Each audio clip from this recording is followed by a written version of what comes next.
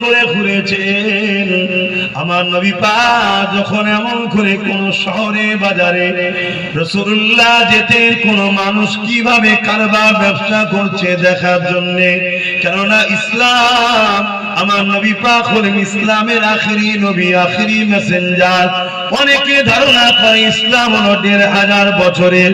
না না না, ইসলাম তবে থেকে যেদিন পৃথিবীতে দুজন মানুষ এসেছিলেন, একজনের নাম হলো আদম আর একজনের নাম হলো হাওয়া। এই দুজনা পৃথিবীতে মানুষ এসেছিলেন। প্রথম মানুষটা হলেন পুরুষ আদম, তিনার স্ত্রী হাওয়া, তিনি হলেন আমাদের আম্মা জান। প্রথম বাপ হলো আদম, তিনি হলেন আমাদের আব্বা জান। আমাদের বলতে শুধু মুসলমান নয়, মনুষ্য জাতির প্রথম বাপের নাম হলো আদম, মনুষ্য জাতির প্রথম মায়ের নাম হলো হাওয়া। এই দুজন থেকে পৃথিবীতে মানুষ তৈরি হয়েছে। এই দিক দিয়ে খেয়াল করে পৃথিবীর সমস্ত ধর্মের মানুষ তারা আমাদেরই ভাই বোন।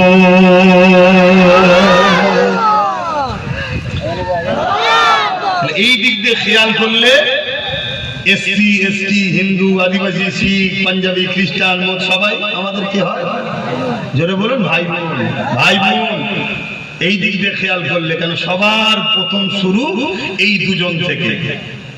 একজনের নাম হলো আদম আর একজনের নাম হলো হাওয়া। ইনাদের দুজনের আগে কোনো মানুষকে মহান স্রষ্টা দুনিয়ায় পাঠায় নাই। আরেকটু শুনলে খুশি হবে, বাপ আদম এসেছিলেন হিন্দুস্তানে। জোরে বলুন সুবহানাল্লাহ। তাহলে আমার দেশ, এটা হলো আমাদের বাপের দেশ। ঠিক বুঝতে পেরেছেন? তাহলে কি শুধু মুসলমানদের ভাবে? পৃথিবীতে একটা দেশ দেখাতে পারবেন না ভারতবর্ষের মতো। কেন জানেন?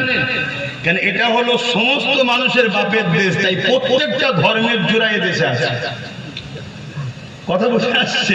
বাপের ছেলে সব একটা দুটো হলো এই দেশে, সব ধর্মের লোক, পৃথিবীতে যত ধর্ম আছে একটা দুটো করে হলো এই দেশে সব কোয়ালিটি বাপের বাড়ি এটা।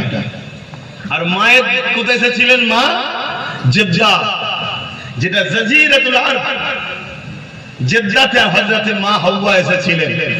যা বিষয় আমার আলোচনা আজকে নয়, আমি যে বিষয়ে আলোচনা করছি, আমার ইমাম পাক বলতে লাগলে, হে আমার নানার উম্মত উম্মতিরা, জুলুম যতই শক্তিশালী হোক না কেন, জালিম যতই ক্ষমতা প্রয়োগ করুক না কেন, অন্যায় করুক না কেন, সন্ত্রাসী করুক না কেন, তোমরা আমার নানাকে যারা মানো, আল্লাহর উপরে যারা ভরসা রাখো, মৃত্যু অবশ্যই হবে বিশ্বাস যারা করো, মনে রেখে দিও, ধৈর্য ধরো, সবর করো, জালিমের সাথ দিও না, ন্যায়ের পক্ষে থাকো, মানবতার পক্ষে থাকো, সত্যের পক্ষে থাকো।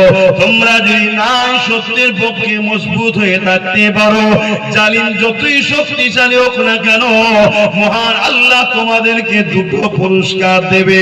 ওই দুটো পুরস্কারের মধ্যে প্রথম নম্বর পুরস্কার হলো আল্লাহ তোমাদেরকে শহীদের মরণ দেবে।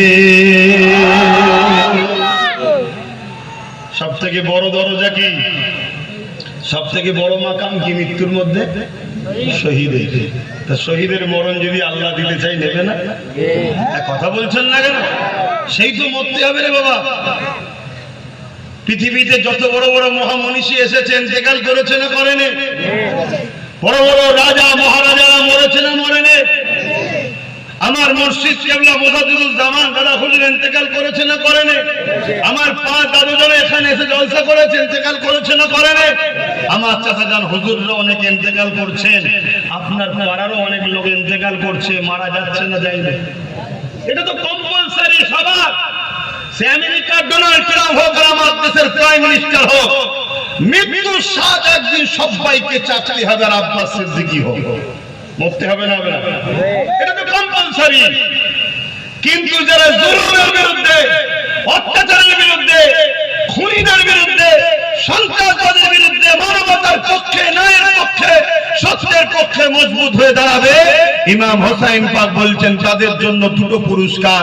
প্রথম পুরস্কার হলো মহান সৃষ্টিকর্তা তাদেরকে শহীদের মর্যাদা দেবে। জোরে বলুন সুবহানাল্লাহ।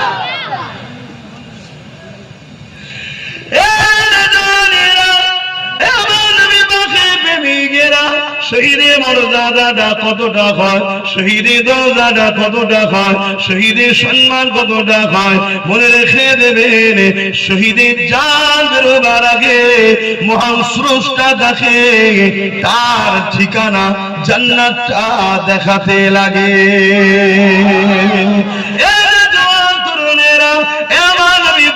প্রেমিকেরা, আপনি কোন জিনিসকে যদি ভালোবাসেন, পছন্দ করেন, প্রিয়ার করেন, দুনিয়ার কঠিন গরমে যদি আপনাকে দাঁড় করিয়ে রাখা হয় আর আপনার সামনে যদি আপনার পছন্দের মানুষটাকে দাঁড় করানো হয় বা আপনার পছন্দের জিনিসটাকে আপনাকে দাঁড় করানো হয়, আপনার মনটাই পছন্দের জিনিসের উপরে পড়বে। আপনার ভালোবাসার মানুষটার উপরে যখন পড়বে তখন আপনার কষ্টটা হলো কিন্তু আপনার ব্রেন সিগন্যাল দেবে না। কেন আপনার ব্রেন সিগন্যাল দেবে আপনার পছন্দের জিনিসের দিকে আপনাকে জুড়ে রাখবে, আপনার ভালোবাসার দিকে আপনাকে জুড়ে রাখবে। দুনিয়া যদি 12টা, 1টা, 2টো, 3টে ভালোবাসার মানুষ ডাকলে যদি বর্ষা তুফান পানির কথা মনে থাকে না, মরণের কথা মনে থাকে না, সাপ ব্যাঙের কথা মনে থাকে না, কঠিন রোদে যদি দাঁড়িয়ে দাঁড়িয়ে ভালোবাসার মানুষের বক্তব্যকে শোনার সময় কষ্ট মনে না হয়, তাহলে যে জান্নাত আল্লাহ পাক এত সুন্দর করেছে, যার নিয়ামতকে বর্ণনা করে শেষ করা যাবে না, ওই জান্নাত যখন তোমার সামনে দেখানো হবে, তোমার মৃত্যুর কষ্টটা তখন তুমি বুঝতে পারবে না। আল্লাহ নবী জানিয়ে দিলে পিপিলিকা কামড়ালে জানা কষ্ট হয়, শহীদের মরণ যখন হয় ওই বান্দা আল্লাহর প্রেমে ন্যায়ের পক্ষে, সত্যের পক্ষে, গরিবের পক্ষে, মানবতার পক্ষে, ইনসাফের পক্ষে যখন নিজের জীবনটা কুরবান করে, ওই ইমানদার বান্দার মৃত্যুটা পিপিলিকা কামড়ানোর থেকেও কম কষ্ট হয়। মরণ হবে তো নাকি? মরণ হবে তো? কবে হবে? এক্ষুনি হতে পারে না, পারে না? জোরে বলে। আব্বাস সিদ্দিকীরও মরণ এক্ষুনি হতে পারে না, পারে না? আমার জানা নেই। দেখা যাবে একবার হয়তো টান দিতে গেলাম, ওখানে হাতটা ব্লক হয়ে যাবে, ব্যাস শেষ, খেল খতম। এই তো জিন্দেগি। এর জন্য এত হুড়োহুড়ি কেন? এর জন্য এত লুটাপুটা কেন? আজকে কেমন হলো? হ্যাঁ, লোকে ঝেড়ে ঠেড়ে আর করে সেই ঘরে আর থাকতে পারছে? কি লাভ হলো? আর পরের মাছ চুরি করে, পরের এই চুরি করে খেয়ে ওই রক্তে সেই সন্তান তৈরি হবে, সেই সন্তান কি ভালো হবে মনে হয়? কি গো, কথা খারাপ লাগছে নাকি? তা আমি আমার বাপ ভাইদের শিখাবো না যে খবরদার লোভ করুনি? কেন নতুন করে তোমরা আবার একটু একটু খবর যাচ্ছে, আমাদের ভালোবাসার ছেলেদের একটু রিপোর্ট আবার যাচ্ছে নাকি একটু শুনছি এখন? হ্যাঁ, এই কি আবার কিছু কিছু ছেলে তো আবার আমার নাম করছে, এরকম খবর পাচ্ছি। হ্যাঁ, ডাইরেক্ট বলতে পারছে না, বলছে ভাইজানের শিক্ষা প্রতিষ্ঠান আছে, ওখানে একটুখানি দিতে হবে। গাদ্দার চরম ভাবে বলে যাচ্ছি, আমার হোক আর নওশাদের হোক, কারো নাম যদি কোনো জায়গায় কিচ্ছু হয়, প্রতি জুম্মায় 12 বসি, টুক করে যাবেন, দেখা করবেন, জানাবেন।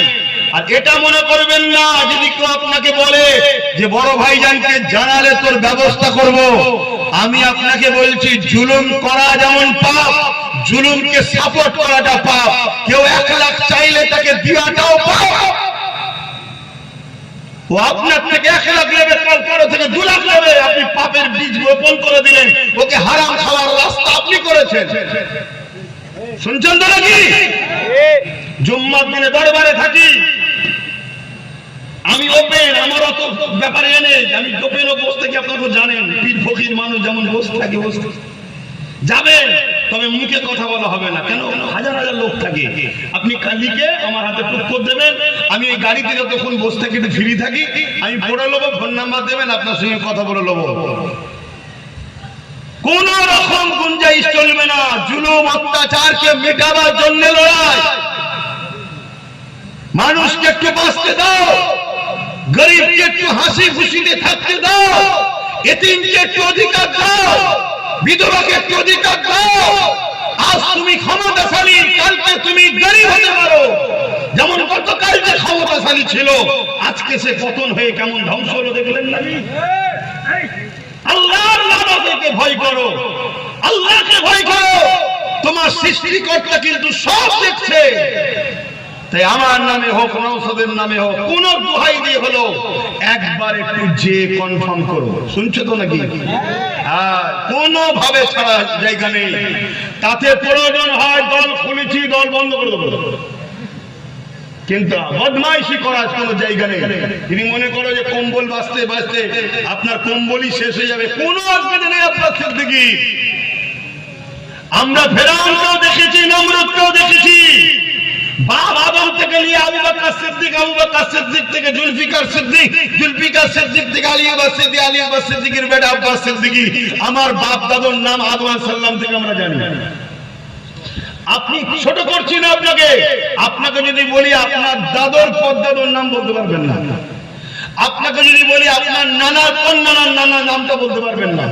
কিন্তু আলহামদুলিল্লাহ আমার বাপ থেকে আদম আলাইহিস সালাম পর্যন্ত পৃথিবীর প্রথম মানুষ যে এসেছে, তার ছেলে তার ছেলে তার ছেলে তার ছেলে তার ছেলে তার ছেলে, আমার নাম পর্যন্ত সিলসিলা দেখিয়ে দেবো। আমার বাপ অমুক, তার বাপ অমুক, তার বাপ অমুক, তার বাপ অমুক, তার বাপ অমুক, তার বাপ অমুক, তার বাপ অমুক, তার বাপ অমুক, এভাবে বাপ আদম আলাইহিস সালাম পর্যন্ত আমার নসবনামা বংশের তালিকা নিয়ে যেতে পারবো। আমাদের আছে,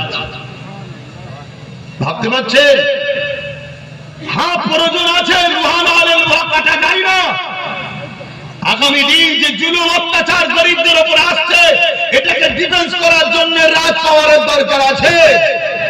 তাই চিন্তা ভাবনা করে আমি তো অন্যদি জগতে চলে গেছি, তাই ভাইটাকে সামনে দিয়েছি। তার মানে এটা নয় যে আপনি একটুখানি সুযোগ পাবেন যেই আবার আপনি ভুল করবেন, এটা মেনে নেওয়া যাবে না। এমন হচ্ছে গতদিন যে লোকগুলো আমার সংগঠনের ছেলেদেরকে 1 লাখ 2 লাখ করে ফাইন করেছিল, মেরেছিল, পিটিয়েছিল, তাদেরকে মোটা অঙ্কের টাকা নিয়ে দলে ঢোকাবার রাস্তা ক্লিয়ার করা হচ্ছে। খবর কিন্তু সব পাচ্ছি। আমি শুধু এতটুকু বলবো, আপনারা একটু ডাইরেক্ট গিয়ে নোটিশটা করুন, তারপরে ব্যবস্থা করা যাবে। যদি আপনি পছন্দ আমাকে না করেন, বেরিয়ে যান, দল ছেড়ে বেরিয়ে যান, বেরিয়ে গিয়ে আরো আছে করে খান, অসুবিধা নেই আমার। কিন্তু মনে রাখবেন, আপনার বাচ্চার কথা আপনি যদি মনে করেন, সাবধান হন, কারণ আপনার হারাম খাওয়ার ফল আপনার বাচ্চাকে ভুগতে হবে। ক্যান্সারের মতো যদি রোগ হয়ে যায়, আল্লাহ মাফ করুক, প্যারালাইসিস যদি রোগ হয়ে যায়, আল্লাহ মাফ করুক, আরো ভয়ঙ্কর ভয়ঙ্কর যদি রোগ হয়ে যায়, 10 লাখ ঝাড়বেন, 10 কোটি বেরিয়ে যাবে। একটু সাবধান হন। আল্লাহ দিন আরো ভালো দেবে, আরো ভালো দেবে। কাজ করুন না, খাটুন না। বিভিন্ন জায়গা আছে, সুযোগ আছে, কাজ করুন। যে আমি তোর এখানে মাল দেবো, আমি তোর এখানে এটা দেবো, সাপ্লাই আমি দেবো, কাজ করুন, করে খান, খেটে খান। কথা খারাপ লাগছে? কোন দরজা নেই, চতুর্দিকে ঘিরা, কাউকে ধরে এনেও বসানো হয়নি, আর পয়সা দিয়েও বসানো হয়নি, বিরিয়ানিও নেই মনে হয়। ব্যাস, তারপরও এসেছেন কি জন্যে? ভালোবাসেন বলে তো। আমি তো চাইবো এক জায়গায় যেমন দুনিয়ায় হয়েছি, পরকালে যেন জান্নাতও এক জায়গায় হই, এজন্য তো বুঝাচ্ছেন। হারাম খেলে হবে না বাবা, জুলুম করে খেলে হবে না, লুটে পুটে খেলে হবে না। কথা বুঝে আসছে? এগুলো একটু মাথায় রাখবেন। সুযোগ যখন পেয়েছি একটু বললাম, খারাপ নিলেন? ন্যায়ের পক্ষে থাকলে, সত্যের পক্ষে থাকলে, অত্যাচারদের বিরুদ্ধে লড়লে, জালিম যত শক্তিশালী হোক না কেন, আল্লাহ আপনার জন্য দুটো রাস্তা রেখেছে। প্রথম নম্বর, আপনি শহীদের দরজা পাবেন। সাহাবা হুজুররা প্রতিটা লড়াইয়ের ময়দানে যেতেন, আল্লাহ পাকের কাছে দোয়া চাইতেন, আল্লাহ পাক আমার যেন শহীদে মরণ হয়।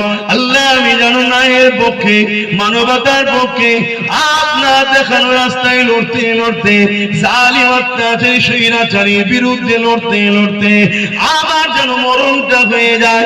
এইভাবে দোয়া চাইতে। এ যুবকেরা, এটা তো খুশনসিবরা পায়, সব থেকে নসিবওয়ালা যারা হয় তারাই তো শহীদের মরণটা পায়। আমার নবীর সাহাবাদের মধ্যে থেকে এক সাহাবীর নাম বলছি, হযরত খালিদ বিন ওলীদ। তিনি আল্লাহ পাকের কাছে প্রতিটা লড়াইয়ের আগে দূরে নামাজ পড়ে দোয়া চাইতেন। মোট লড়াই করেছে 120 থেকে 25টা, গরিবদের পক্ষে, বিধবাদের পক্ষে, এতিমের পক্ষে, মানবতার পক্ষে, সাম্যের পক্ষে, শান্তির পক্ষে, জালিমের বিরুদ্ধে, অত্যাচারের বিরুদ্ধে, খুনিদের বিরুদ্ধে, সন্ত্রাসবাদের বিরুদ্ধে। এমন করে খালিদ বিন ওলীদ লড়াই করেছে 120 থেকে 25টা। এই 20 থেকে 25টা লড়াইতে প্রতিটা লড়াইয়ে দোয়া চাইতেন, আল্লাহ আমি যেন শহীদের মরণ করি, আমার যেন শহীদ হয়। কিন্তু একদিন বিছানাতে শুয়ে রয়েছে, চোখ দিয়ে পানি বেরোতে লেগেছে, মৃত্যুর সময় এসে গেছে। স্ত্রী বলছে, স্বামী রে কষ্ট হচ্ছে নাকি, কাঁদছেন কেন? খালিদ বিন ওলীদ বলতে লেগেছে, না না কষ্টের জন্য কাঁদছি না, আমার মনের মধ্যে বড় দুঃখ রয়ে গেল। কি দুঃখ স্বামী রে? আমি লড়াই যখনই করেছি আল্লাহ পাকে দোয়া চেয়েছি, আল্লাহ এই দুনিয়ার উপরে শান্তি প্রতিষ্ঠিত করা, আল্লাহর কোরআন জানাচ্ছে অন্যায় করো না, অন্যায়কে মিটা, ন্যায় করো, ন্যায়কে প্রতিষ্ঠিত করো। আমি যখন আল্লাহ দিই এই জমির উপরে ন্যায়কে প্রতিষ্ঠিত করার জন্য, অন্যায়কে মিটাবার জন্য, জালিমদের বিরুদ্ধে লড়াই করতাম, আমি দোয়া চাইতাম আল্লাহ আমি যেন শহীদের মরণ হয়। আমার প্রাণের স্ত্রী রে 120 খানা লড়াই করেছি কি 25টা লড়াই করেছে, আমার একটা লড়াই তো শহীদ আমি হয়ে গেলাম না। তারই বলছে ইতিহাস বলছে 120টা লড়াইতে খালিদ বিন ওলীদ প্রতিটা লড়াইতে বিজয় লাভ করেছে। শুনলে অবাক হয়ে যাবে, আজ যেমন আমেরিকা পৃথিবীর দাদা বলে, নাকি আবার আমেরিকার বিরুদ্ধে বললে কারো মনে মনে কষ্ট হয়, কেন আবার কেউ আছে আমেরিকাকে আব্বাজান বলে, কিন্তু আমাদের কাছে আমেরিকা আব্বাজান নয়, আমাদের কাছে জুতোর তলায় থাকে। কেন? জালিম, জুতোর বলুন তলায় থাকে। হ্যাঁ, আমার দেশের লোকেদের কোমরে দড়ি পেটে দেশ থেকে বার করে দিয়েছে আমেরিকা, দেখেছেন না? দেখেন না? হ্যাঁ, ভারতীয় একে বলে। আমার দেশের সাথে চুল পরিমাণ কেউ গাদ্দারি করলে তাদেরকে আমরা জুতোর তলায় রাখি, জালিম মনে করি। তো যাই হোক, সেদিন ছিল পৃথিবীর দাদা রোম, রোম সাম্রাজ্য। খালিদ বিন ওলীদ একদিন লড়াই করতে গেলেন মাত্র 3000 লোক নিয়ে, সৈন্য নিয়ে। আর রোমের সৈন্য সংখ্যা কত? 2 লক্ষ। ভাবতে পারছেন? 2 লক্ষ, 3000 লড়াই হচ্ছে 2 লক্ষের মোকাবেলায়। কিন্তু 3000 সিপাহসালার খালিদ বিন ওলীদের নেতৃত্বে এই লড়াইয়ে আল্লাহ খালিদ বিন ওলীদকেই বিজয় দিয়েছে। জোরে বলুন সুবহানাল্লাহ। সেই খালিদ বিন ওলীদ কাঁদছে যে আমার শরীরের এমন কোন জায়গা নেই যেখানে অস্ত্র দাগ নাই, এরপরও আমি শহীদ কেন হলাম না, এজন্য আমি কাঁদছি। তখন স্ত্রী সান্ত্বনা দিচ্ছে, আমার প্রাণের স্বামী আপনার সাইফুল্লাহ। কি লেখা? সাইফুল্লাহ এর বাংলা মানে হচ্ছে আল্লাহর তরোয়াল। তার তরোয়াল আল্লাহর তরোয়াল, অর্থাৎ ওনার সামনে কোনো জুলুম টিকতো না। এত বড় বীর যোদ্ধা ছিলেন। খালিদ বিন ওলীদকে স্বামী স্ত্রী বুঝাচ্ছে, আপনি হলেন সাইফুল্লাহ, আল্লাহর তরোয়াল। মহান সৃষ্টিকর্তা এমন কাউকে বানাইলে যে আল্লাহর তরোয়ালকে ভেঙে ফেলবে, তাই আপনাকে আল্লাহ শহীদ হতে দেয়নি। কিন্তু আপনি যে সংগ্রাম করেছেন, আল্লাহ আপনাকে যেন শহীদের মর্যাদা দেয়। বলুন সুবহানাল্লাহ। তাদের মধ্যে শহীদ হওয়ার একটা চেতনা ছিল। আর আজকে আমরা কি করছি? লুকোচ্ছি জুলুম দেখে। যে যার পাড়া ইউনিট করো, 50, 60, 70, 80, 100টা করে যুবক ইউনিট করো। আমার পাড়ার কোন গরিব যেন রাত্রিরে না খেয়ে ঘুমোয়, এর জন্য ইউনিট করো। আমার পাড়ার কোন এতিমের উপরে জুলুম যেন না হয়, এর জন্য ইউনিট করো। আমার পাড়ার কোন গরিবের উপরে কোনো যেন অত্যাচার না হয়, এর জন্য ইউনিট করো। তুমি গাতের পয়সা সে ফান্ড তৈরি করো, সেই ফান্ডে তুমি গরিবের বাচ্চাকে পড়াও, পড়ি আইএস বানাও, আইপিএস বানাও, ডিএম বানাও, বিডিও বানাও, ডাক্তার বানাও, উকিল বানাও। আরে মৌলী সাহেব বেশি লাগবে না, এক বসিরহাটের মৌলানা ইপার 24 পরগনা, ওই 24 পরগনা, 2 24 পরগনা তখন একসাথে ছিল, দুটোর জন্য একাই যথেষ্ট ছিল। তার মানে এটা বলছিনি যে মাদ্রাসা মসজিদ মৌলী সাহেব করা বন্ধ করে দাও না, হাফেজ হোক আলেম হোক, কিন্তু হাফেজ আলেমের পাশাপাশি আমার বাচ্চাকে ডাক্তার, উকিল, জজ, ডিএম, আইএস, আইপিএস করো, কেন হবে না? যারা চেষ্টা করেছে হয়েছে না হয়নি? বানাও। যারা দেশের কাজে লাগবে, সমাজের কাজে লাগবে, জাতির কাজে লাগবে, মানুষের কাজে লাগবে, তৈরি করো। এর নাম ইসলাম। আমি একটা কথা কোন ইসলামের বাইরে বলছি না, আপনারা লিখতে পারছেন তো? সব কথা কিন্তু ইসলামের মধ্যে বলছি।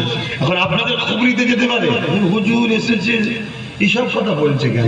আপনি তো ধর্মটাকেই চিনলেন না। ইসলাম কমপ্লিট না আনকমপ্লিট? তাহলে আমি যা বলবো সবটাই ইসলামের পক্ষে আছে। প্রত্যেকটা ভালো, নাই, সত্য, সাম্য কাজ সবটাই ইসলামের কাজ। বাবারা একটা কথা বলে যায়, কিয়ামতের দিনে জান্নাতীরা যখন জান্নাতে চলে যাবে, জাহান্নামীরা যখন জাহান্নামে চলে যাবে, মহান স্রষ্টা রব্বুল আলামিন জান্নাতীদের ঘরে বলতে লাগবে, আমার বান্দা বান্দীরে, দুনিয়া জমিনে তোমরা অনেক কষ্ট সহ্য করেছো, অনেক ত্যাগ স্বীকার করেছো, তোমরা সত্যের পক্ষে দাঁড়িয়েছিলে, তোমাদের উপরে অনেক জুলুম হয়েছিল। আবার অনেককে বলবে তোমাদের হাতে ক্ষমতা ছিল, কিন্তু ক্ষমতাকে তোমরা ভুল রাস্তায় ব্যয় করো না, ন্যায়ের পক্ষে রেখেছিলে। আজ তোমাদেরকে আমি জান্নাতে দিয়েছি, বলো যা ওয়াদা করেছিলাম ওয়াদা পেয়েছো কি বলো?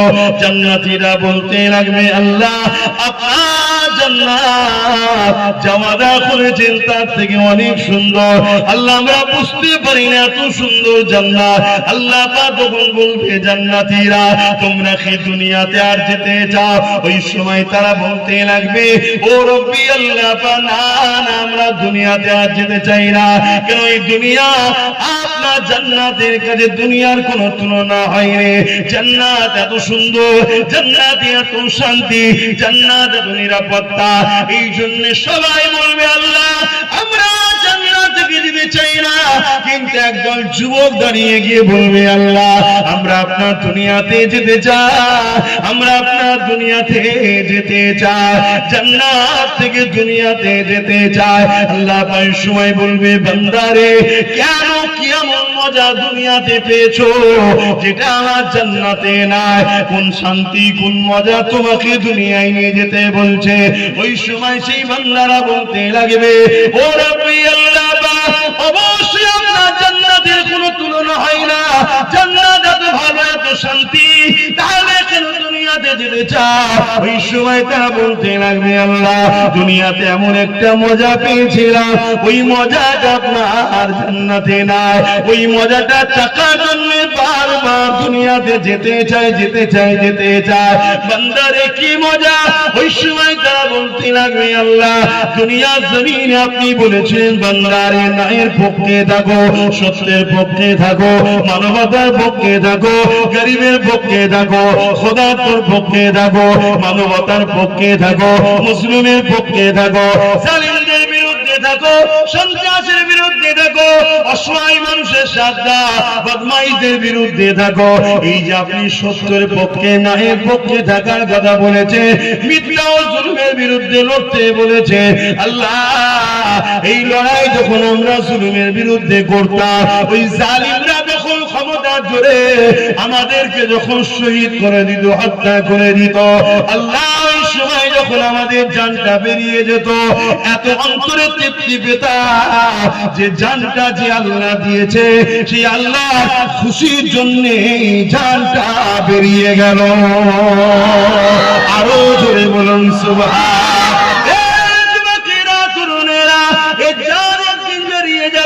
পৃথিবীর কোন ডাক্তার রুখে রাখতে পারবে না, পৃথিবীর কোন পাওয়ার তোমাকে রুখে রাখতে পারবে না, পৃথিবীর কোন ফৌজ তোমাকে পাওয়ার দিয়ে রাখতে পারবে না, পৃথিবীর কোন ক্ষমতা তোমাকে বাঁচিয়ে রাখতে পারবে না। তোমার ডেট যেদিন আছে, যে সময়ে যে টাইমে যেখানে আছে, সেই জায়গাতে তোমার মৃত্যু হবে। এই শরীর থেকে তোমার জানটা বেরিয়ে যাবে। এই জানটা তো বেরোবে, বেরো, কিন্তু বেরোনোর উদ্দেশ্য যেন এটা হয়, মহান সৃষ্টিকর্তা দিয়েছে, সৃষ্টিকর্তার জন্য বেরিয়ে গেল। আরো জোরে বলুন সুবহান।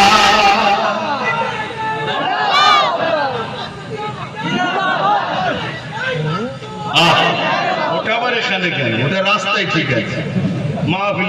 কেন এই জায়গার দাম অনেক বাবা, ওটা কোনো খারাপ বলছি না, কিন্তু তারপরও এখানে আল্লাহ রসুলের নায়ের স্লোগান দাও, ওটা রাস্তায় একটু দেবে, ওটা একেবারে বন্ধ করে দিলেও অসুবিধে আছে, ওটাতে অনেকের একটুখানি অসুবিধে হয়, আর অসুবিধে কার কার হয় ওটা মাঝে মাঝে দেখাও দরকার। তো ওটা ঠিক আছে, রাস্তায় ঠিক আছে, এখানে তো যাই হোক, আমি তো সেদিন দেখলাম এখন তোমার খেলা চলছে, হ্যাঁ কোন দেশের একটা খেলোয়াড় আমাদের কলকাতায় এসেছিল, যাই হোক XYZ, তাকে দেখি আবার স্লোগান দিচ্ছে ওই শিরায় শিরায় রক্ত, তার নাম ধরে বলছে অমুকের ভক্ত। তো যা যা, ছোট মানুষ হতে পারলো ইজ্জতের মালিক আল্লাহ, ঠিক তো নাকি? তাহলে আমি কি বলছি, ন্যায়ের পক্ষে থাকবেন, ঠিক তো নাকি? সত্যের পক্ষে থাকবেন, ঠিক তো নাকি? গরিব এতিম অসহায়দেরকে ভালোবাসবেন, ঠিক তো নাকি? মানুষ হিসাবে মানুষকে পিয়ার করবেন, ঠিক তো নাকি? দেশের সার্বভৌমত্বকে ভালোবেসে নিরাপদে রাখার জন্য থাকবেন, ঠিক তো নাকি? দেশকে ভালোবাসা, এটাও শোনো। হাইরে মলি সাহেব, কত মলি সাহেব আমাকে গাল দিয়েছে যে ওকে অত করতে নিয়ে আসে, তো ভুলভাল সব রাজনীতির কথা বলে। দেশকে ভালোবাসা হলো আমার রাসূলুল্লাহ সুন্নাত, জোরে বলুন সুবহানাল্লাহ। নিজের মাতৃভূমিকে ভালোবাসতে হবে। মক্কা হলো আমার নবীর মাতৃভূমি, মক্কার জন্য রাসূল কেঁদেছে, মক্কাকে দুর্নীতি মুক্ত করেছে, মক্কাকে সন্ত্রাস মুক্ত করেছে, মক্কাকে জুলুম মুক্ত করেছে, মক্কার মানুষের অধিকার দিয়েছে, মক্কার পরিবারের অধিকার দিয়েছে, মক্কার এতিমদের অধিকার দিয়েছে। আমরা মুস্তাফার গোলাম, আমার মাতৃভূমি ভারতবর্ষ, এই ভারতকে ব্রিটিশদের হাত থেকে আমরা উদ্ধার করেছি সবাই মিলে। আগামী দিন এই ভারতকে কেউ মিটাতে চাইলে তাদেরকে মিটিয়ে দেবো, দেশের জন্য রক্ত দিয়েছি, আগামী দিন দেবো, প্রস্তুত করা আছে রাত্রে সাক্ষীরা। এটা মনে রাখবেন, এটা শুধু দেশ প্রেমের পরিচয় নয়, পাশাপাশি তুমি ইমানদার হওয়ার জন্য রাসূলুল্লাহ সুন্নাতের পালন হবে, জোরে বলুন সুবহানাল্লাহ। তাহলে আমার জন্য তো সব রাস্তা খোলা আছে, আছে না? নাই শুধু হুজুর আসবে বাবারা বাবারা করে শুধু নামাজ রোজার কথা বলে যাবে, বাকি কথা কেন বলবে? ও আর বাকি জায়গায় সব তোমরা ভগল করেছো। হ্যাঁ, এই যদি মুসলমান একটা নাম বলবো, হ্যাঁ, ভারতবর্ষে বাস করে আর বলে মিনি পাকিস্তান, কে নাম বলেন তো? এটা কে? দিদি মুসলমান। কি মুসলমান? এজন্য বলে এখন কোন দিকে বলুন বলুন, কিন্তু ফাঁসলো কারা? সব মুসলমান। তাহলে এই ধান্দাবাজ গুলোকে চিনছেন? হ্যাঁ, তোমাদের ক্যানিং এলাকায় কিছু মুনাফিক মুসলমান বেরোচ্ছে, দিচ্ছেন দেখছি, নামে মুসলমান, আর মাদ্রাসার দুশ্মন, মসজিদের দুশ্মন, মানবতার দুশ্মন, দেশের দুশ্মন, তাদের সঙ্গে সব হাত মিলাচ্ছে। গাদ্দার, এই মুনাফিক গাদ্দার গুলোকে চিনে রাখেন, এদের সঙ্গে কখনো সম্পর্ক রাখবেন না, রাখলে আল্লাহর লানত আপনার উপরও আসবে। এটা আমার ডিউটি, আপনাকে সজাগ করলাম, কেন আপনি আমার রুহানি ভাই, আমার পীরের রুহানি সন্তান আপনি। দাদা হুজুরের আওলাদ তো নাকি? বুঝাচ্ছি। সেই দিন ওই বলেছিল গাদ্দার এজিদি মুসলমান, কি বলেছিল? আবার বলে আমি হাজি, ইবলিসের চালা। ও শয়তান বলেছিল কি মিনি পাকিস্তান, বলেছিল না? বলে না? তা মিনি পাকিস্তান যখন বলবে একটা মুসলমান ভারতে বসবাস করে যারা দেশকে ভালোবাসে, তাদের উপরে তাদের মনে ক্ষোভ হবে না? হবে না? বলুন। হ্যাঁ, কিন্তু গাদ্দার বলল কারো ইশারাই বলেছিল, আজকে প্রমাণ হলো। কি যদি মিনি পাকিস্তান বলে থাকে আর ওইটাকে প্রচার যখন তোমরা করেছিলে, তাহলে আজকে মিনি পাকিস্তান বলা লোককে আবার তোমার দলে নিচ্ছ কেন? তাকে সাথ দিচ্ছ কেন? তার কোমরে দড়ি বেঁধে ঘোরাচ্ছনি কেন? একটা প্রশ্ন চিহ্ন আছে না? নাই? হ্যাঁ, আগামী দিন এই প্রশ্ন উঠবে, সবে 2 মাস বসছে, বেশি ঘাটাচ্ছে। আগামী দিন প্রশ্ন উঠবে নাকি?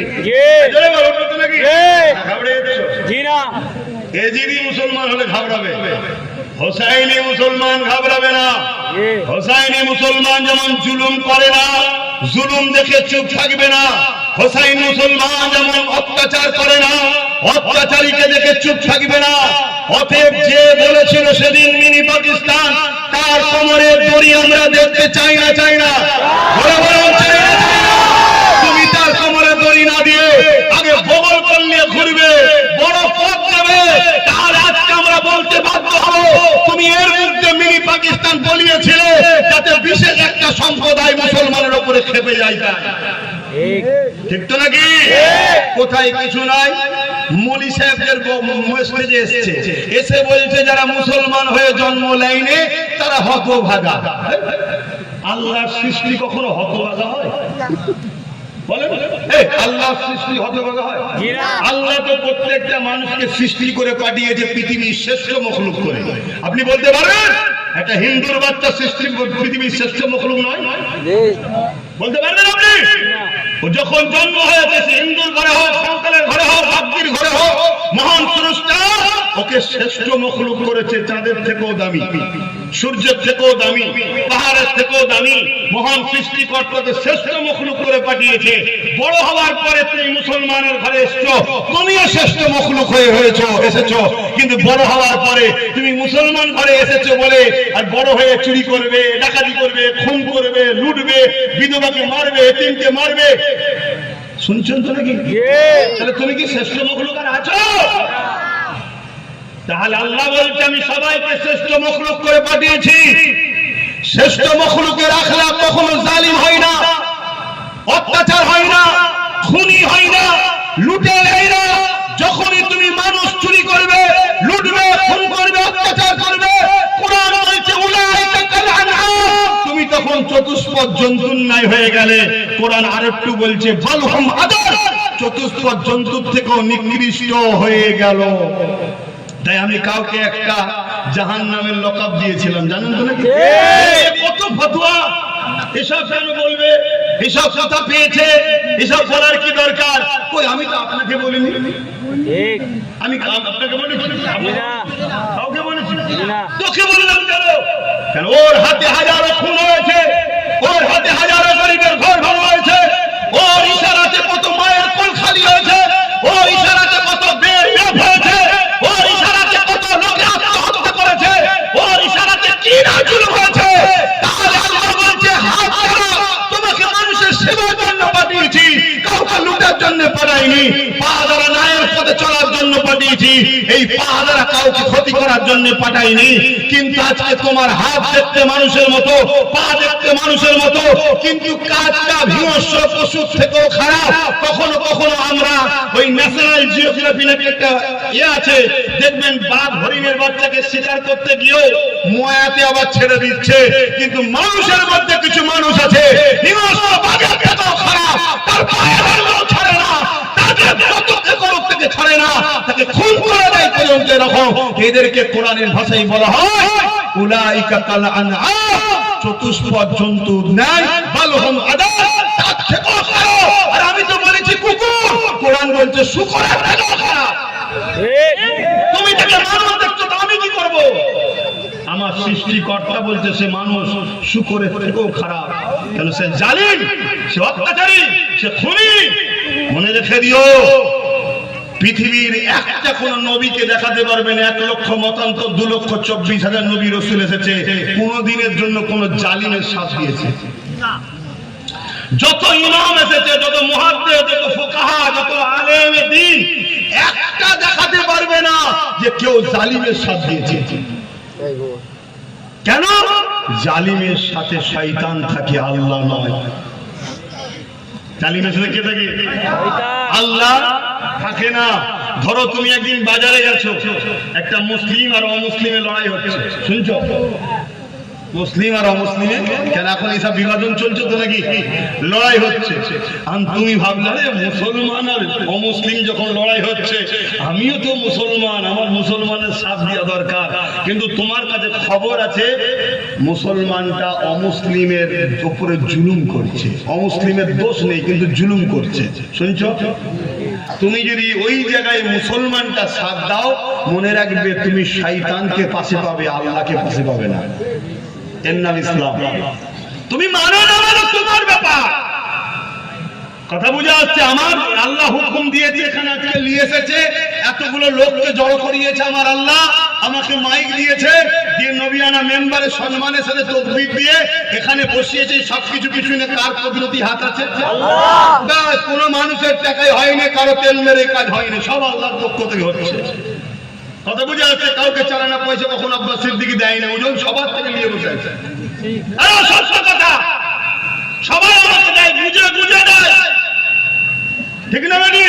কিন্তু এই সবটা কার ইশারায় হচ্ছে? আল্লাহ। অতএব তার হয়ে কথা বলতে হবে। অতএব তিনি বলছেন আমাকে জালিমের সাথে কখনো পাবে না, আমি মুসলিমের সাথে থাকি। সে মুসলিম, হিন্দু হোক, আদিবাসী হোক, সাঁওতাল হোক, বাগদি হোক। তুমি হিন্দু দেখছো, আল্লাহ বলছো এটা আমার সৃষ্টি রে। তুমি আদিবাসী দেখছো, আল্লাহ বলছে আমার সৃষ্টি। তুমি দেখছো সাঁওতাল, আল্লাহ বলছে আমার সৃষ্টি রে। এমনকি ঘৃণা পর্যন্ত করা যাবে না। ঘৃণা পর্যন্ত নাকি? নিচু জাত, এইসব ঘৃণা করা ইসলামে ইজাজত নাই।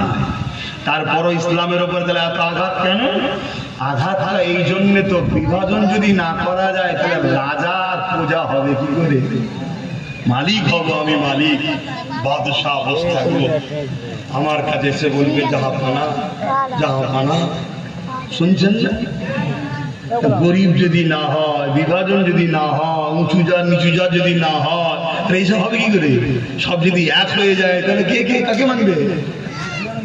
ইসলাম বলছে না, মানুষ সব এক। এবার মানুষের কর্মের মধ্যে ভালো মন্দ বিবেচনা হয়। কর্মে কেউ গরিবকে পেলে খাবার দেয়, আবার কেউ গরিবের ওই একটা জায়গা ঝেড়ে দেয়, দুটো কি এক? তাহলে যে দেয় সে ভালো হবে। তো যাক ভাই, সময়ের দিকে খেয়াল করছি, একটু হাজিরি দিয়েছিলাম, একটু আসলাম।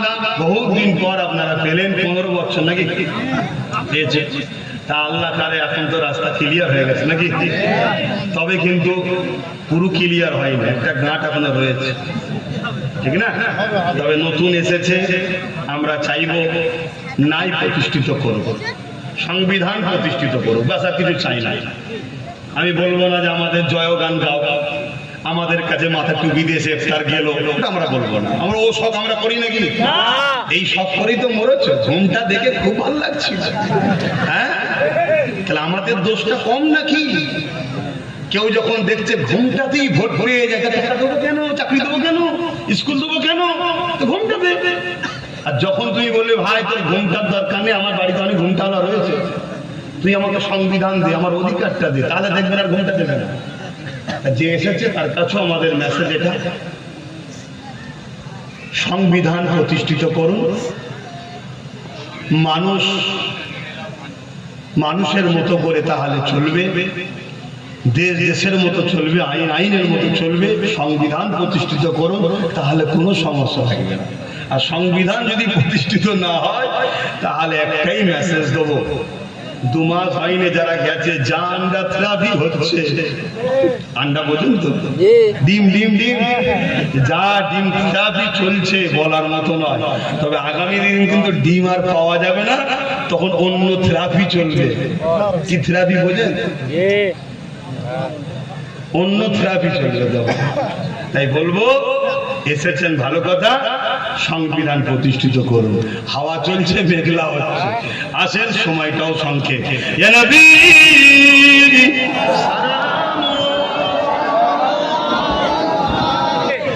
অতএব আদব, ভদ্রতা, ডিসিপ্লিনটা বজায় রাখবেন।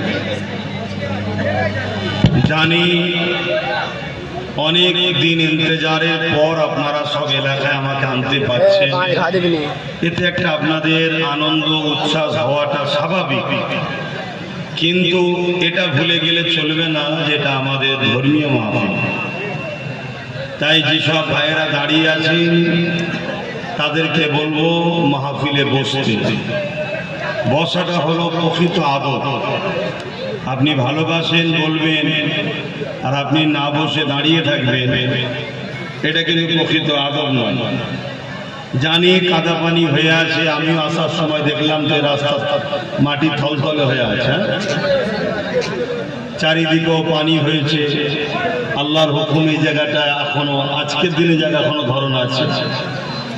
তারপরও আগে পানি হয়েছে, সেই কাদা টাদা হয়ে আছে, চারিদিকে দেখা যাচ্ছে, কিন্তু এরপরও যতটুকু জায়গা ভালো আছে বসতে হবে, কোনো জোর নয়, ভালোবাসার দাবি। আর ভালোবাসা আল্লাহর জন্য হয়, দুনিয়ার কোনো স্বার্থের ভালোবাসার কোনো দাম নাই। মান আহাব্বা লিল্লাহ ওয়া আবগাদা লিল্লাহ ওয়া আতা লিল্লাহ ওয়া মানআ লিল্লাহ ফাকাদ ইসতাকমালাল ঈমান। ভালোবাসো আল্লাহর জন্য, আত্মীয়তা করো আল্লাহর জন্য, বিচ্ছেদ হও আল্লাহর জন্য, দুশ্মনী করো আল্লাহর জন্য, অর্থাৎ তোমার সৃষ্টিকর্তাই তোমার মূল মাকসাদ হবে। আমি আশা রাখবো বসা যদি সম্ভব হয়, যেখানে যেখানে জায়গা ফাঁকা আছে সেই জায়গাগুলোকে যদি কাদা পানি না থাকে একটু বসে যাবেন, এটা হবে মাহফিলের আদত। তা আসেন আমরা আলোচনার দিকে যাই, কেন সময় বড় সংক্ষেপ, দুটো কথা একটু আলোচনা করব, তাই আপনারা একটু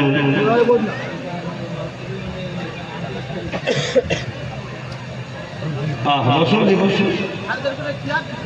একটা ছোট্ট বাচ্চা আমাদের মেম্বারে রয়েছে, কে গার্জেন এসে আপনি আপনার সন্তানকে নিয়ে যান, কিন্তু ভাবতেও অবাক লাগে গার্জেনগুলো কেমন, গার্জেনগুলো কেমন, এটা ভাবতে অবাক লাগে। দরুদ শরীফ আল্লাহুম্মা সাল্লি আলা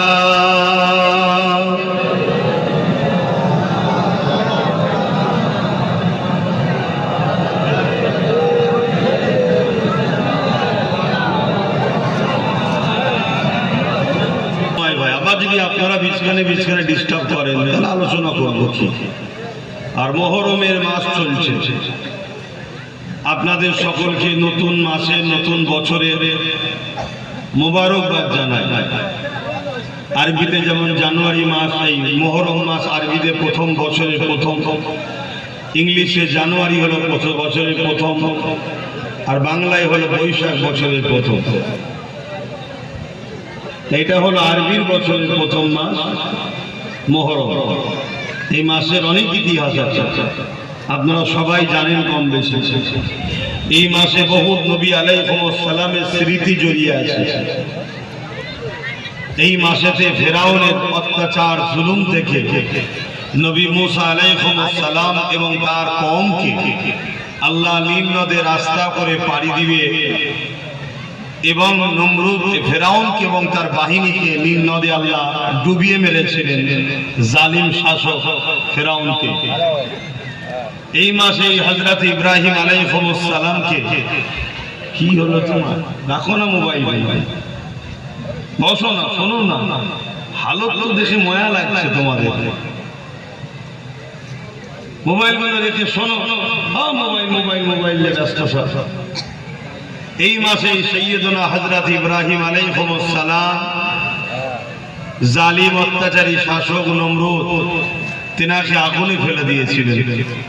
আগুনকে আল্লাহ, আগুনের মধ্যে আল্লাহ ফুলের বাগান তৈরি করে ইব্রাহিম আলাইহিস সালামকে হেফাজত করেছিলেন, বলুন সুবহানাল্লাহ। এই মাসে হযরত নবী ইউনূস আলাইহিস সালাম মাছের পেটে চলে গিয়েছিলেন। মাছের পেট থেকে আল্লাহ 40 দিন পর এই মাসের 10 তারিখ আশুরাতে আল্লাহ তেনাকে, ওই মাছ তেনাকে ডাঙাতে এসে পেট থেকে বাহির করে দিয়েছিলেন। তিনি সর্বসময় দোয়া চাইতেন, রব্বানা আতিনা রব্বানা যালামনা আনফুসানা ওয়া ইন লাম তাগফির লানা ওয়া তারহামনা লানাকুনান্না মিনাল খাসিরিন। তাই যে কোনো বিপদ আসলে এই দোয়া পড়লে আল্লাহ বিপদ মুক্ত করে, বলুন সুবহানাল্লাহ। এই মাসেতেই হযরত নবী আইয়ুব আলাইহিস সালাম, যিনি বিমারে ছিলেন, 18 বছর বিমারে ছিলেন, সবই মহান স্রষ্টার পরীক্ষা। বিমার তিনার জ্যান্ত গায়ে পোকা গোস্ত খাচ্ছিল, একদিক থেকে আরেক দিকে ছিদ্র হয়ে গিয়েছিল। নবী আইয়ুব আলাইহিস সালাম কখনো অভিযোগ দেয়নি যে আল্লাহ এত কষ্টের মধ্যে আছে। আমরা তো সামান্য কষ্ট অভিযোগ দিই, এ তো আল্লাহর পরীক্ষা। যখন ওই পোকাগুলো মুখের মধ্যে যেচ্ছে, এবারে জিহ্বা মুবারককে খাবে, তখন নবী আইয়ুব আলাইহিস সালাম বলেছিলেন, আল্লাহ এই জবান দিয়ে আমি আপনাকে ডাকি, বাস এতটুকু বলেছেন। আল্লাহ সঙ্গে সঙ্গে আইয়ুব আলাইহিস সালামের বিমারকে শেফা করেছিলেন। জোরে বলুন সুবহানাল্লাহ। এভাবে প্রচুর নবী আলাইহিস সালাম, হযরতে ইয়াকুব আলাইহিস সালাম, হযরতে অনেক নবী আলাইহিস সালামের ওখিয়া এই মুহররম মাসে রয়েছে। কিন্তু সব ওখিয়া একদিকে রাখেন, সবটাই যে যার জায়গায় সম্মানিত, প্রত্যেকটাই আমাদের কাছে সম্মানিত। কিন্তু এই মাসেতেই রাসূল পাক সাল্লাল্লাহু আলাইহি সাল্লামের নওয়াসা ইমামে হোসাইন পাক যে কুরবানি দিয়েছেন পুরো পরিবার আহাল নিয়ে, সেই কুরবানি আমাদেরকে বাকি ওয়াকিয়াগুলোকে ভুলিয়ে দিয়ে সেই কুরবানির স্মৃতি, সেই কুরবানির ইয়াদগার, সেই কুরবানিকে স্মরণ এই মাস এলে একটু বেশি বেশি করে করায়। এই মাসে একটু বেশি বেশি সেই কুরবানির কথা আমাদেরকে স্মরণ হয়, আমাদের চোখ দিয়ে পানি এসে যায়। সারা বছরই স্মরণ হয়, কিন্তু এই মাস এলে আরো বেশি স্মরণ হয়। ইমামে হোসাইন পাক কারবালার যে ইতিহাস, কারবালার ইতিহাস ছিল, একদিকে ছিল জালিম, অত্যাচারী, স্বৈরাচারী, লুটেরা, খুনি, চরিত্রহীন, বদমাইশ শাসক, তার ক্ষমতার জোর। অপরদিকে একজন ন্যায়, সত্যবাদী, ইনসাফ পরায়ণ, গরিব প্রেমিক, মানুষ প্রেমিক, সততার পক্ষে, ন্যায়ের পক্ষে দাঁড়িয়ে আছে, যিনার নাম হলো হযরত ইমামে হোসাইন পাক। জোরে বলুন সুবহানাল্লাহ। ইমামে হোসাইন পাক কারবালার মেসেজ আমাদেরকে দিয়েছে। একটা ইতিহাস ঘটে, যুগে যুগে ইতিহাস থেকে শিক্ষা নেওয়ার জন্য। তা ইমামে হোসাইন পাক আমাদেরকে যে ইতিহাস দেখিয়েছে, যে ইতিহাস শিখিয়েছে, সেই ইতিহাস আমাদেরকে মেসেজ দিচ্ছে যে জুলুম যত বড়ই হোক না কেন, অত্যাচার যত বড়ই হোক না কেন, পাওয়ার যতই থাকে না কেন, তোমরা সত্যকে কখনো ছেড়ে দিও না। তোমরা জালিমের সাথে যেও না, অত্যাচারের সাথে যেও না, খুনির সাথে যেও না, চরিত্রহীনের সাথে যেও না, জালিমের সাথে যেও না। হয়তো জালিমের হাতে অনেক পাওয়ার আছে, অনেক ক্ষমতা আছে, অনেক তার ভয় ভীতি তোমাদেরকে দেখাচ্ছে, কিন্তু ইমাম হোসাইন পাক বলছেন, শোনো, প্রকৃত বিজয় কিন্তু জালিমের নয়, প্রকৃত বিজয় জালিমের বিরুদ্ধে যারা লড়ে তারাই যুগে যুগে পায়। জোরে বলুন সুবহানাল্লাহ। अरे कुछ पाल के लिए ये हुकूमत में थे, मगर आज तक हुसैन हम सबके दिल में बसी है, और जन्नत भी हुसैन का है, कुल खैरात में चर्चा भी हुसैन का चल रहा है। बोलिए सुभान अल्लाह।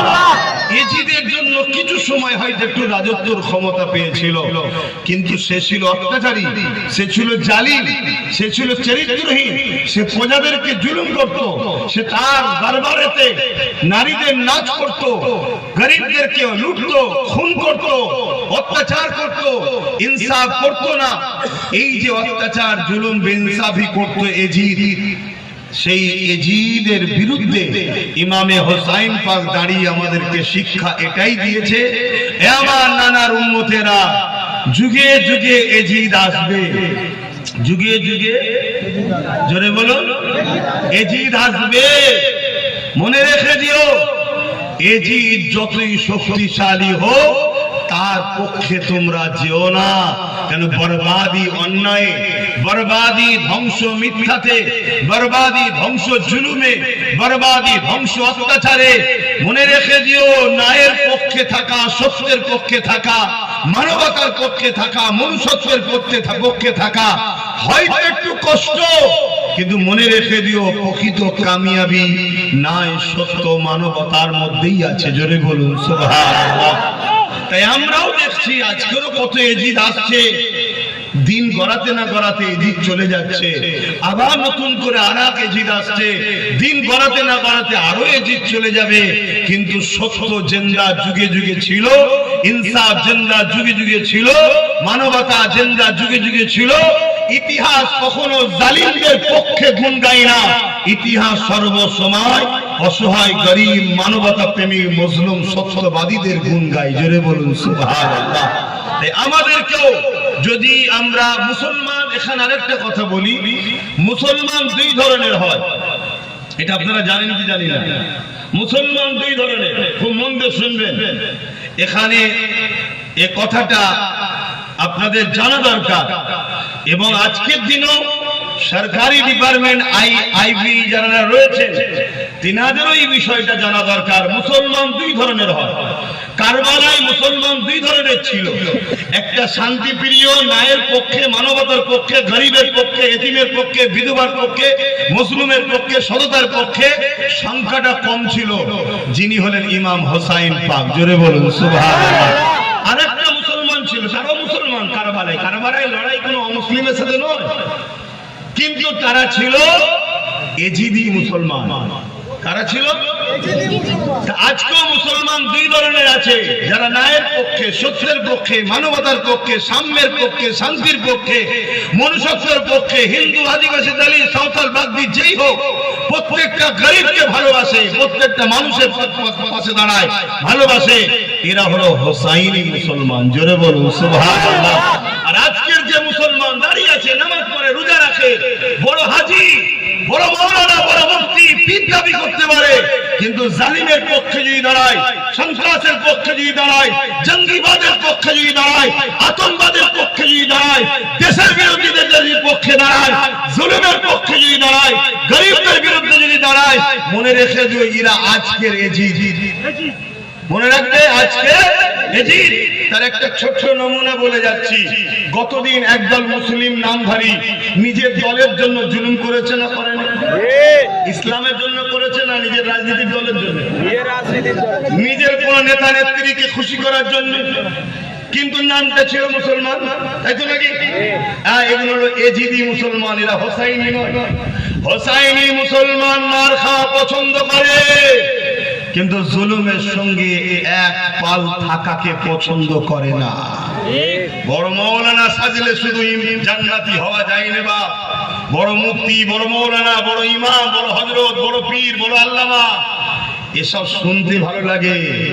হাকিকাতে মুমিন হোসাইনি মুসলমান তো তারা যারা জুলুমকে মিটায়, জুলুমের স্বাদ দেয় না, যারা অন্যায়কে মিটায়, অন্যায়ের স্বাদ দেয় না, যারা গরিবের মুখে খাবার দিবার জন্য পেরেশান থাকে, গরিবের খাবারকে কেড়ে নেয় নাই, লোকে ঝেড়ে, গরিবের ঝেড়ে, দেশের ঝেড়ে, কোটি কোটি টাকা লুটে পুটে যারা অত্যাচার করেছে, দেখতে মুসলমান, সুরাতে মুসলমান, নামে মুসলমান, হাকিকাতে তারা এজিদি মুসলমান, যাদেরকে আরেক কথাই বলা হয় মুনাফিক মুসলমান।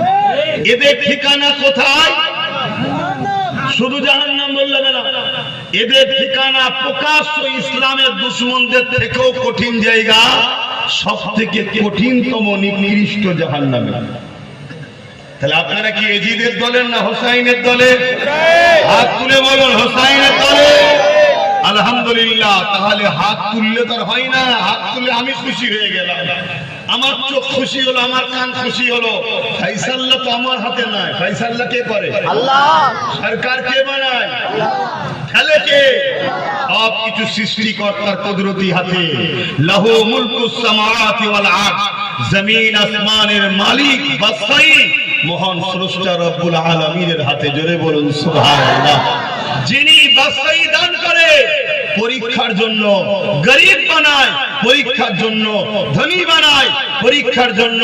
কিন্তু ধনী হওয়ার পরে যদি জালিম হয়, জানতে হবে ওই ধনীর জন্যই ধন দৌলতটা রহমত নয়, অভিশাপ, বদদুয়া, সে ধ্বংসের দিকে যাচ্ছে। আর কাউকে গরিব করেছে, গরিব হওয়ার পরে সে যদি ধৈর্য ধারণ করতে পারে, সবর করতে পারে, কারো মেরে নেবো না, লুটে নেবো না, হারাম খাবো না, কোন জিনিস পড়ে আছে কুড়িয়ে নেবো না, যদি ত্যাগ স্বীকার করে ধৈর্য ধরে থাকতে পারে, মনে রাখবেন ওই গরিব ধনীদের থেকে 500 বছর আগে জান্নাতে যাবে। জোরে বলুন সুবহানাল্লাহ। ত্যাগ তো স্বীকার করতে হবে, কোন জিনিস এমনি এমনি হয় না, সব জিনিস ত্যাগ স্বীকার করার পরেই হয়। তাহলে দুই ধরনের মুসলমান ছিল, আছে, থাকবে। তাহলে আমরা হোসাইনি মুসলমান, এজিদি নয়। কিন্তু আজকে নতুন হুকুমাত এসে এজিদি মুসলমানকে দেখে আর হোসাইনি মুসলমান যেন মিলিয়ে না ফেলে, মিলিয়ে ফেললে ক্ষতি হবে। কেন হোসাইনি মুসলমান যুগে যুগে ছিল, আছে, থাকবে। এদের বিরুদ্ধে যারা লেগেছে আল্লাহ তাদেরকে মিটিয়ে দিয়েছে। জোরে বলুন সুবহানাল্লাহ। যার প্রমাণ কিছুদিন 2-3 মাস আগে মিটলো। মিটেছে না মেটেনে? হোসাইনি মুসলমানদের পিছনে লেগেছিল এজিদি মুসলমানদের দিয়ে। সেদিনও পিছন থেকে টিউনিং করতো কেউ, এজিদকেও পিছন থেকে টিউনিং করা হয়েছে, এজিদকে পিছন থেকে সাহায্য করা হয়েছে হোসাইনের বিরুদ্ধে লাগার জন্য। আজকেও আমাদেরকে মারার পিছনে এজিদি মুসলমানদের পিছন থেকে টিউনিং করা হতো। তারা উপরের আকা দেখারে খুশি করার জন্য গরিবকে লুটেছে, বিধবাকে লুটেছে, জুলুম করেছে, লোকের ঘর ভেঙেছে, অত্যাচার করেছে, খুন করেছে, মার্ডার করেছে, এতিমের মাল ছেড়েছে, বিধবার মাল ছেড়েছে, প্যারালাইসিস রোগী অসহায় তাকে জোর করে টিপ করে জমি কেড়ে নিয়েছে। এই সব জুলুম যে মুসলমান করবে এই মুসলমান জাহান্নামী। এজিদি মুসলমান, কোন সন্দেহ আছে আপনাদের? এদের সঙ্গে দল করা, এদের সাথ দেওয়া ইসলামে হালাল নয়, হারাম। আমার কথা শুনছেন তো? আপনি আমার আজকে কোন দিকে নিয়ে যাবেন সেটা আপনার ব্যাপার। অনেক রকম রং দেওয়া যায়, অনেক রকম রং চড়ানো যায়, এতে আব্বাস সিদ্দিকীর কোনো যায় আসে না। কারো ধার ধরি না, কারো খাই না। মহান সৃষ্টিকর্তার খাই, তার দাসত্ব করি, তার হুকুমে চলার চেষ্টা করি। হয়তো যেভাবে চলা দরকার আমিও চলতে পারি না, তাই ক্ষমা চাই, মালিক যেন মাফ করে দেয়। বলুন আমিন। কিন্তু এতটুকু চেষ্টা করি, মালিকের কাছে যদি ভুল হয়ে যায় মালিক বলেছেন আমি মাফ করে দেবো, কিন্তু মহান স্রষ্টা আল্লাহ বলেছে তুমি যদি মানুষের হক মারো, মানুষকে যদি জুলুম করো, মানুষের উপর অত্যাচার করো, ও যতক্ষণ না মাফ করছে মহান সৃষ্টিকর্তা বলছে আমি মাফ করবো না। কেন তুই তো আমার সঙ্গে ভুল করেছিলি, নামাজ কাজে আমার সঙ্গে, রোজা কাজে আমার ব্যাপার, হজ কাজে আমার ব্যাপার, কিন্তু কারো তেরপল ঝেড়ে নিয়েছিস, কারো কাটমানি খেয়েছিস, কারো চাল চুরি করেছিস, এই হয়েছে না হয় না? যার যার হয়েছে তার কাছে ক্ষমা চাইতে হবে। কিছুদিন জেল খাটার পরে সরকার মাফ করে দিতে পারে, কিন্তু হাকিকাতে মাপ তোমার হয় না। তোমার প্রকৃত মাপ তখন না ওই গরিবটা করে। মহান স্রষ্টা বলছে যা দিয়েছো সে না মাফ করলে আমি আল্লাহ তোকে মাফ করব না। এর নাম হলো ইসলাম। জোরে বলুন সুবহানাল্লাহ।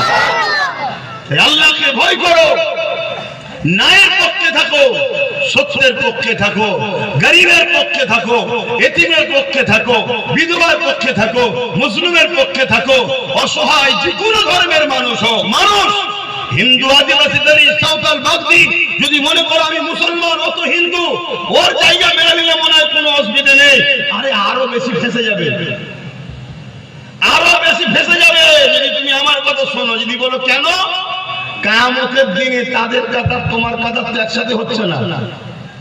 এখানে কাতারে তো মনে হয় পায়ে পায়ে ধরে ভাই মাফ করে দে, ওখানে তো কাতারই আলাদা থাকবে, খুঁজেই পাবে না। তাহলে ফাঁসবে না, ফাঁসবে না? হ্যাঁ, তুমি অমুসলিম মনে করে তার উপরে জুলুম করে মনে করলে আমি পার পেয়ে যাব না। সে অমুসলিম হতে পারে, কিন্তু তোমারই স্রষ্টা সৃষ্টি, যে আমায় বানিয়েছে সে তোমায় বানিয়েছে, সে সবাইকে বানিয়েছে। কে কি ভাষায় ডাকে সেটা তার ব্যাপার, সে জবাব দেবে। আমি তেনাকে ডাকি লিল্লাহি মা ফিস সামাওয়াতি ওয়া মা ফিল আরদ, জমিন আসমানের একমাত্র সৃষ্টিকর্তা কোরআন বলছে আল্লাহ। জোরে বলুন সুবহানাল্লাহ। আর কোরআন বলছে জালিকাল কিতাব লা রাইবা ফি। দুনিয়া চ্যালেঞ্জ দিচ্ছি, এই কোরআন এমন একটা কিতাব যার মধ্যে ভুল তো দূরের কথা কোনো সন্দেহ নাই। জোরে বলুন সুবহানাল্লাহ। মোট 104টি আসমানি কিতাব এসেছে, 70 শেষ হলো কোরআন। তাই বাকি 103টে কিতাব আরো আছে। 4টির নাম আমরা জানি, তওরাত, জবুর, ইনজিল, কোরআন শরীফ। বাকি 100টা হলো সহিফা। তাই কোন ধর্মগ্রন্থের বিরুদ্ধে মন্তব্য করা আমাদের উচিত নয়। না জানি কেন আরো 100 কিতাব আছে আসমানি, কিন্তু আমার সিলেবাস আমি মানি। তো যাক, আমি যেদিকে যাচ্ছি ইমামে হোসাইন পাকের একটু কথা বলবো।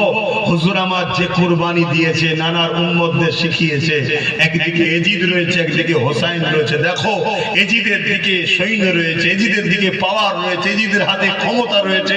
আমি হোসাইন আমার 72 জন নিয়ে আমি লড়াই করতে কারবালায় আসিনি, আমি যাচ্ছিলাম কুফার দাওয়াতে। কুফায় দাওয়াত দিয়েছে, যেমন আজকে আপনারা আমায় দাওয়াত দিয়েছেন, দাওয়াত দিয়েছে। আমরা যাচ্ছি দাওয়াতে, কিন্তু আমাকে রাস্তায় ঘিরে ফেলেছে। আমার ইমাম পাক অনেক সলে করতে চেয়েছে, মীমাংসা করতে চেয়েছে যে দেখো ঝগড়া ঝামেলা না করে আমাকে হয় মক্কায় ফিরে যেতে দাও, নাই মদিনায় যেতে দাও, না হয় এমন জায়গায় যেতে দাও যেখানে কোনো মানুষের বসতি নেই। আমি আমার এই 72 জন পরিবার সদস্য বাচ্চাদের নিয়ে সেখানে জীবনটা কাটিয়ে দেবো। আর তা না যদি হয় তাহলে তোমাদের সর্দার এজিদের কাছে, রাজার কাছে আমায় নিয়ে চলো, আমি তার সাথে কথা বলবো। কথা বুঝে আসছে? কিন্তু জালিমরা ক্ষমতার জোরে এত অন্ধ হয়ে গেছিল, তারা কোনোভাবে ইমাম হোসাইন পাককে ছেড়ে দিচ্ছে না। তারা বলছে লড়াইয়ের মোকাবেলায় আসতে হবে। ইমাম হোসাইন পাক হুজুর তাই উম্মতদেরকে শিক্ষা দিয়ে গেল যে কারবালা বলছে যে যত কষ্টই হোক ন্যায়ের পক্ষে হোসাইন দাঁড়িয়েছে, অথচ যে হোসাইন দুনিয়ার বুকে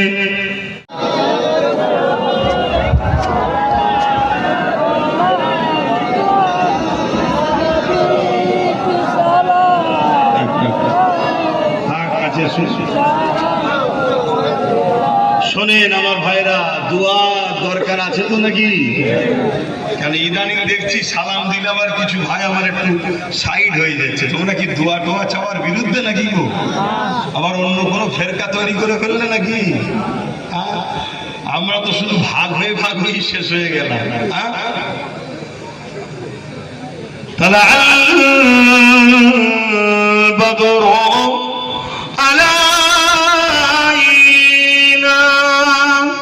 من شريعة الوداع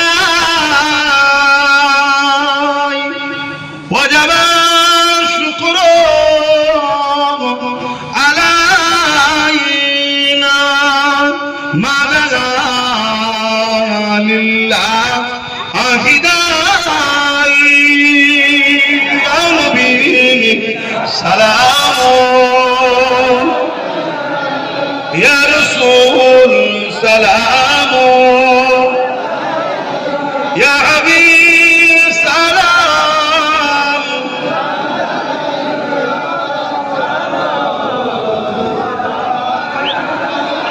قولوا الله رباني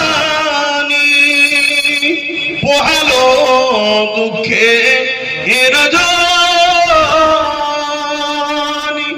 হইল জগৎ অনুরানী আমিনার নয়নে মনি নবী সালাম ইয়া রাসূল সালাম ইয়া হাবিব সালাম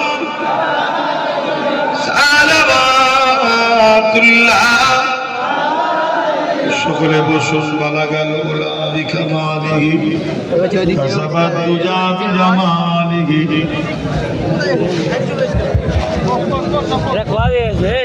আসেন একটু ছোট করে দোয়া হবে, তার আগে তওবা করি। বিসমিল্লাহির রহমানির রহিম।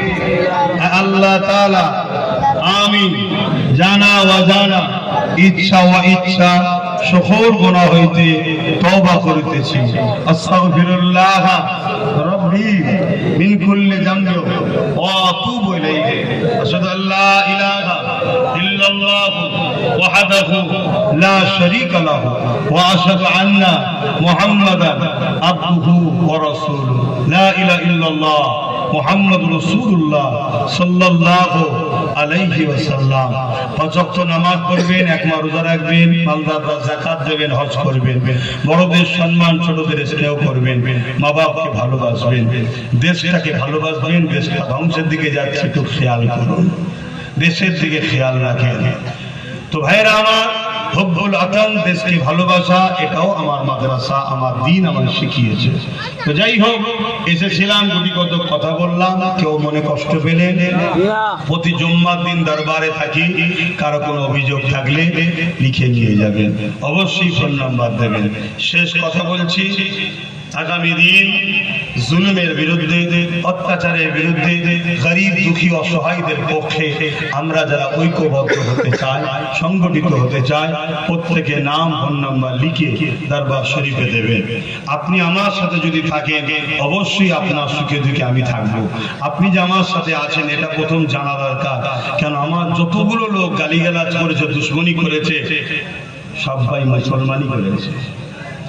কথা বুঝে আসছে? সেদিনও কারবালায় 25,000 লোক এসেছিল ইমাম হোসেন পাক একাকে ঢোকার জন্য। 25,000ই ছিল মুসলমান নামধারী, ওই এজিদি। তার মধ্যে 13,000 ছিল হাফেজ, আলেম, মুফতি। জানেন তো ইতিহাস? তাই আপনি যে আমার, এটা আমারও জানা দরকার, কেন সবার জন্য বাবা লড়াই করা সম্ভব নয়। এমন লোকের জন্য লড়াই করে ফেলবো, দেখা যাবে তার ব্যাংকে অনেক বড় সমস্যা আছে, তখন ক্ষতি আমারও হবে। একটা আল্লাহর কাছে জবাব দিতে হবে, দুনিয়ার মানুষও তখন খারাপ বলবে। তাই জানা দরকার যে কার জন্য কি করছি। ঠিক বললাম তো নাকি? কষ্ট গেল?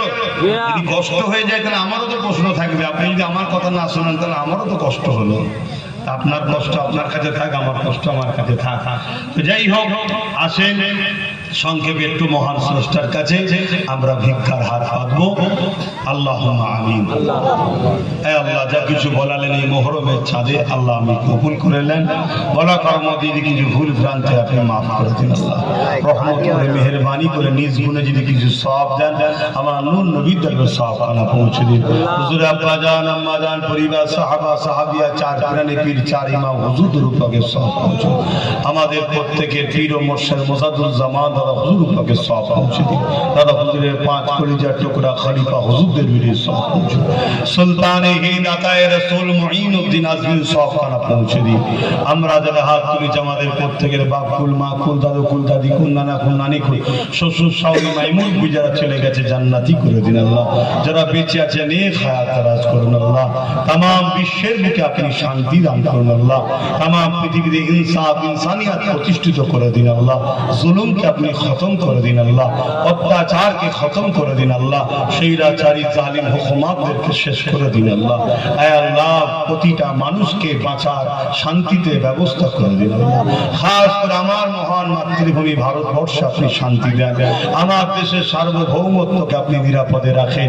আমার দেশের সেনাবাহিনী, পুলিশ বাহিনী, বিএসএফ বাহিনী, তাদেরকেও নিরপেক্ষ, নিরাপদে রাখেন, সুস্থ ভালো রাখেন। আয় আল্লাহ, আমার দেশের হিন্দু, দলিত, আদিবাসী, সাঁওতাল, বাগদি, খ্রিস্টান, মতুয়া, শিখ, পাঞ্জাবি, যত মানুষ আমার মাতৃভূমিতে বসবাস করে সবাইকে নিরাপদে, নিরপেক্ষ, ভালো, সুস্থ রাখেন। প্রত্যেকের পেটে ভাত, করোনার কাপড়, ইজ্জতের সঙ্গে থাকার তৌফিক দিন। আয় আল্লাহ, 79 বছর দেশ স্বাধীন হয়েছে, সবাই আমাদেরকে ঠকিয়েছে, তাই নিজেদের পায়ে দাঁড়াবার জন্য রাজ ক্ষমতা দান করুন। আমার ভাই নওশাদকে আপনি কামিয়াবি দান করুন আল্লাহ। আয় আল্লাহ, ওকে রাজনীতির কামিয়াবি দান করুন, ওকে উঁচু পদে লিডার, নেতা হওয়া, মানুষের জন্য কাজ করার তৌফিক সুযোগ দান করুন। আয় আল্লাহ, আমি যে দিনের